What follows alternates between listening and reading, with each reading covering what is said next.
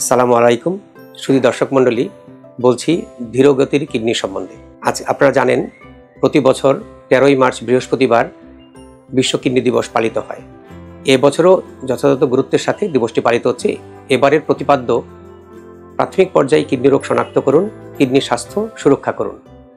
আপনারা জানেন ধীরগতির কিডনি রোগের অন্যতম প্রধান কারণ হলো ডায়াবেটিস, তার সাথে হল উচ্চ রক্তচাপ এবং কিডনি প্রদাহ বা গ্লোমেরুলোনেফ্রাইটিস।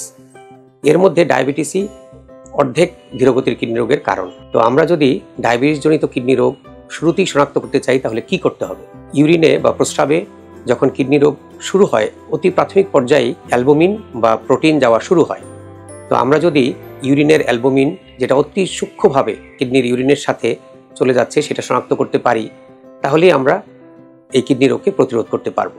তো আমরা ইউরিনের মাইক্রো অ্যালবুমিন নামে যে টেস্টটি আছে, এই টেস্টের মাধ্যমে আমরা অতি প্রাথমিক পর্যায়ে কিডনি রোগ শনাক্ত করতে পারি।